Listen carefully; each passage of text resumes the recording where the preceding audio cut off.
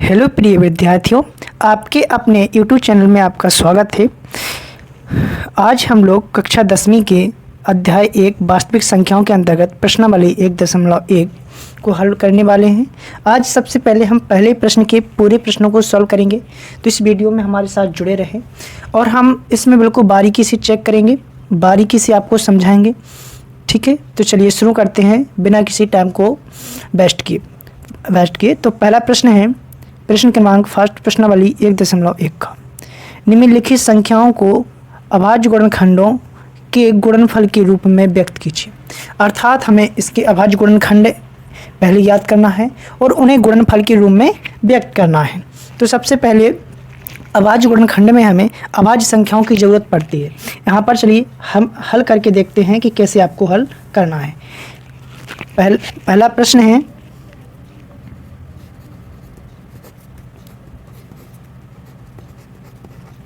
140 को हमें अभाज्य गुणनखंडों के गुणनफल के रूप में व्यक्त करना है। तो सबसे पहले हम 140 के अभाज्य गुणनखंड ज्ञात करते हैं। चलिए पहले कैसे करेंगे। अभाज्य संख्या पहले आप नोट कर लीजिए कि अभाज्य संख्याएं क्या होती हैं, क्योंकि बगैर अभाज्य संख्याओं के हम इन्हें करने में थोड़ा असमर्थ हो सकते हैं, है ना, थोड़ी परेशानी जा सकती है। इसलिए पहले अभाज्य संख्याएँ समझ लीजिए। ऐसी संख्याएँ जिनका केवल एक और स्वयं के अलावा कोई अन्य गुणनखंड नहीं होता है, वे अभाज्य संख्याएं कहलाती हैं। ठीक है, और दूसरे तरीके में 1 मिनट, ये पेज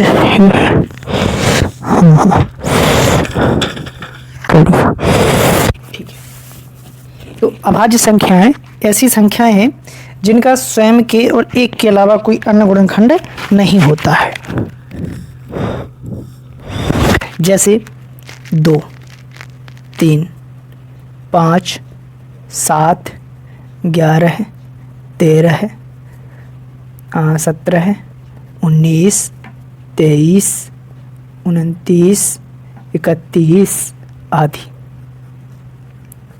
या दूसरी भाषा में आप समझ लीजिए, ऐसी संख्याएं जो स्वयं के अलावा किसी अन्य संख्या से विभाजित नहीं होती हैं, कटती नहीं हैं, उन्हें हम अभाज्य संख्याएं कहते हैं। कौन सी संख्याएं कहते हैं? अभाज्य संख्याएं कहते हैं। तो इन्हें आप नोट कर सकते हैं कि अभाज्य संख्याएं कौन कौन सी होती हैं। 2, 3, 5, 7, 11, 13, 17, 19, 23, 29, 31 इत्यादि। ठीक है, चलिए अब पहले प्रश्न की ओर हम आगे बढ़ते हैं। पहला प्रश्न है 140 के हमें अभाज्य गुणनखंड ज्ञात करना है। तो 140 के हम अभाज्य गुणनखंड करते हैं। पहले 140 को हम क्या करेंगे साथियों, इस प्रकार 140 सबसे छोटी अभाज्य संख्या कितनी है? 2। तो हम इससे 2 से डिवाइड करेंगे 140 को। एक और बात याद रखिए, 0, 2, 4, 6, 8 जिस भी संख्या के लास्ट में हो या इकाई का अंक हो वो हमेशा 2 से डिवाइड होती है। ठीक है, जिसका इकाई का अंक 5 हो तो वो 3 से भी हो सकती है, अगर 3 से ना हो तो वो 5 से विभाजित होती है। ठीक है, ये आपको हमेशा याद रखना है। तो यहाँ पर आप इकाई का अंक देख सकते हो कि यहाँ पर इकाई का अंक 0 है, तो ये कितने से डिवाइड होगी? 2 से। ठीक है, 2 से काटेंगे, 2 से इसका भाग जाएगा 7 बार, तो 7 14, ये कट गया, ये 0 और 0 का 0 70 बार। 2 का भाग 140 में कितने बार गया है? 70 बार। तो 2 से काटा हमने, कितने बार गया? 70 बार। तो 70 यहाँ लिख दी। अब यहाँ पर 70 बार गया, तो अब हमारे पास नवीन संख्या कितनी आ गई? 70। तो हमें 70 को करके देखना है। तो 70 में बताइए 70 कितने से कट जाएगी? आप जानते हो कि 0 बाद में हो तो कितने से डिवाइड करना है? 2 से। इसी प्रकार फिर से 2 से भाग देंगे, 2 तिया 6, वो ये यहाँ 1 बचा, ये 0, 2 पंचे 10। इस प्रकार से हम अभाज्य गुणनखंड ज्ञात करेंगे। तो हमने 2 से फिर काटा तो कितने प्राप्त हुए हमें? 35। चलो ठीक है, अब आगे देखते हैं, हम इसी श्रृंखला में आगे बढ़ते हैं।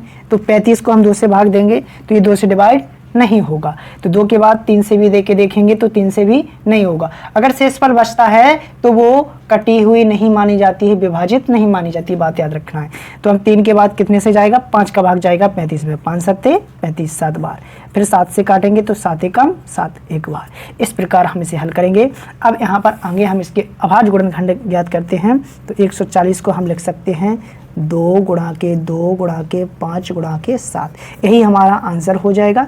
इसे हम ऐसे भी लिख सकते हैं। ठीक है, कैसे? या 140 बराबर, ये 2 कितनी बार है यहाँ पर, 2 बार, तो 2 की पावर 2 इंटू 5 इंटू 7, ये भी हमारा आंसर हो जाएगा। तो आई होप कि आपको ये प्रश्न समझ में आया होगा।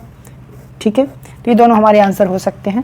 तो इस प्रकार से हम अभाज्य गुणनखंडों के गुणनफल के रूप में व्यक्त करते हैं। आई होप कि सभी विद्यार्थियों को ये प्रश्न समझ में आया होगा। चलिए आगे बढ़ते हैं।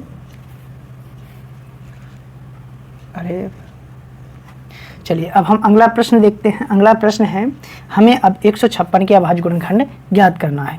तो हम हल करते हैं दूसरा प्रश्न। ठीक है, यहाँ पर कर लेते हैं इसे, है ना। हल करना है हमें 156 के अभाज्य गुणनखंड, दूसरा प्रश्न। तो चलिए 156 के हम गुणनखंड ज्ञात करेंगे। तो आप देख सकते हो यहाँ पर 2 कहेंगे, 2 से भाग देंगे इसे, 2 सत्ते 14, 2 अट्ठे 16। इसी प्रकार फिर से 2 से डिवाइड करेंगे, 2 तिया 6, 2 नम 18।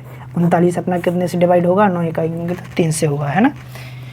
ऐसी संख्या जिनकी अंकों का योग 3 से डिवाइड होता है वो 3 से डिवाइड होती है, ये भी आपको 3 9 12, 12 कितने 3 से डिवाइड होता है ना। तो ये 39 हमारा कितने से डिवाइड होगा, 3 से। ऐसे भी याद रख सकते हैं आप, 3 कम 3, 3 त्रिका 9। अब आपको यहाँ पर 13 किसी भी संख्या से डिवाइड नहीं होगा, ये 13 से ही डिवाइड होगा। इस प्रकार हमने 156 के अभाज्य गुणनखंड ज्ञात किए। यहाँ पर हम लिखेंगे 156 बराबर 2 गुणा के 2 गुणा के 3 गुणा के 13। इसी प्रकार हम इसे चाहें तो ऐसे भी लिख सकते हैं, 2 की पावर 2 गुणा 3 गुणा के 13। ये हमारा सही जवाब आंसर हो जाएगा। आई होप कि आपको समझ में आ रहे होंगे। ठीक है, तो इस प्रकार से हम अभाज्य गुणनखंड ज्ञात कर सकते हैं। दूसरा प्रश्न हमने हल कर लिया है। अब देखते हैं हम तीसरे प्रश्न को। तीसरा प्रश्न है हमारा 3825। इसके हम अब गुणनखंड करते हैं साथियों। चलिए तीसरा प्रश्न है,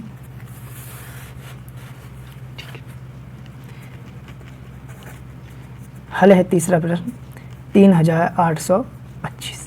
इसके हमें अभाज्य गुणनखंड ज्ञात करना है। तो करते हैं।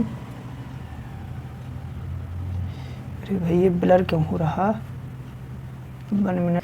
चलिए तो हम तीसरे प्रश्न को सॉल्व करते हैं। हमें 3825 के अभाज्य गुणनखंड ज्ञात करना है। तो सबसे पहले हम 3825 के अभाज्य गुणनखंड ज्ञात करते हैं, फिर से गुणनफल के रूप में व्यक्त करेंगे। यहाँ पर इकाई अंक आप देख सकते हो 5 है, तो हम इसे ऐड करके देख लेंगे कि ये संख्या 3 से डिवाइड है या नहीं। तो 3 8 11, 11 है 2 13, 13 और 5 18, 18 3 से डिवाइड होता है, अर्थात ये संख्या भी 3 से डिवाइड है। 3 कम 3, 3 दूना 6, 2 बचा 30 आते 21, 3 5 15। ये संख्या भी 3 से डिवाइड होगी। 3 चौका 12, 3 दूना 6, 1 बचा 3 5 15। अब देखते हैं संख्या 4 2 6 5 11, 11 3 से डिवाइड नहीं होता, अर्थात ये 3 से डिवाइड नहीं है। तो इकाई का अंक 5 है, तो ये संख्या कितने से डिवाइड होगी, 5 से पूरी तरह से। तो 5 का 5 8 40, 2 बचा 5 25। फिर 5 से डिवाइड करेंगे, 5 एकम 5 और 5 तिया 15। अरे 1 मिनट यार, ये ब्लर क्यों हो रहा। हाँ तो 5 एकम 5, यहाँ पर 5 सते 35 होगा, है ना, 3 बचेंगे। फिर ये हमारा 17 कितने से डिवाइड होगा, 5 से तो होगा, 7 से भी नहीं होगा, 5 से तो होगा नहीं, 7 से भी नहीं होगा, तो ये होगा हमारा 17 से। 17 एकम 17। हम यहाँ पर 3825 की जैसी अभाज्य गुणनखंड, इसे कैसे लिख सकते हैं, 3 गुणा के 3 गुणा के 5 गुणा के 5 गुणा के 17, या इसी को हम लिख सकते हैं 3825 इंटू 3 की पावर 2 5 की पावर 2 इंटू 17। ठीक है, ये हमारे दोनों सही जवाब माने जाएंगे। तो हम इनमें से किसी एक को इसका आंसर। तो आई होप कि आपको समझ में आया होगा कि हम इन संख्याओं को अभाज्य गुणनखंड के गुणनफल के रूप में कैसे व्यक्त करते हैं। ये थोड़ा ब्लर हो रहा है, इसलिए हमें ये दिख के जा रही है फ़ोन को देखने में बार बार, तो कृपया, ठीक है अब ठीक हो गया है। ये ब्लर होता है फ़ोन, इसलिए चलो ठीक है। चलिए नेक्स्ट क्वेश्चन की ओर हम आगे बढ़ते हैं। हमारा चौथा प्रश्न है, देखते हैं कितना है। हमारा अगला प्रश्न है 5005। हमें 5005 को अभाज्य गुणनखंड के गुणनफल के रूप में व्यक्त करना है। चलिए चौथे प्रश्न को हम यहीं पर सॉल्व करते हैं। चौथा सवाल है, चौथा प्रश्न है 5005। हल करें, इसे हल करते हैं। तो ये हमारा 5005, इसके हम पहले गुणनखंड करेंगे। तो ये आपको पता है 5 अंक बाद में है, तो इसके अंकों को ऐड करेंगे तो 5 और 5 10 होगा। 10 3 से डिवाइड नहीं होता, इसलिए ये संख्या भी 3 से डिवाइड नहीं होगी। 3 के बाद हम कितने से डिवाइड करते हैं? 5 से। तो 5 एकम 5, 0 का 0, 0 का 0, 5 एकम 5। यहाँ पर आप देख सकते हो 5 से हमने डिवाइड कर लिया है, अब ये 1 1 आ गया है। तो अब हम 5 के बाद कौन सी संख्या आती है? 7। तो 7 से डिवाइड करके देखते हैं। चलिए देखिए, 7 एकम 7, यहाँ पर 3 बचा, 7 चौका 28, 28 2 बचा, 7 तिया 21 है ना। 7 से भी डिवाइड हो गया। 7 के बाद हम 7 से फिर करेंगे तो 7 दूनी 14, 3 बचेगा, 7 से डिवाइड होगा नहीं। 7 के बाद कितने से करते हैं? 11 से। तो 11 से डिवाइड करके देखते हैं। तो 11 एकम 11, 14 में से 11 गया, 3 बचा, 11 तिया 33, 3 बार। अब 13 से डिवाइड करेंगे तो 13 एकम 13, ये डिवाइड हो गया। अब देखिए हम इसे कैसे लिख सकते हैं? 5005 इज इक्वल टू 5 गुणा के 7 गुणा के 11 गुणा के 13। ठीक है, ये हमारा सही क्या हो जाएगा साथियों? जवाब। तो आई होप कि ये चौथा प्रश्न भी आपको समझ में आया होगा। तो 5005 को हम अभाज्य गुणनखंडों के गुणनफल के रूप में ऐसे व्यक्त करते हैं। चलिए अब हम प्रश्न करते हैं, अगले प्रश्न को सॉल्व करते हैं।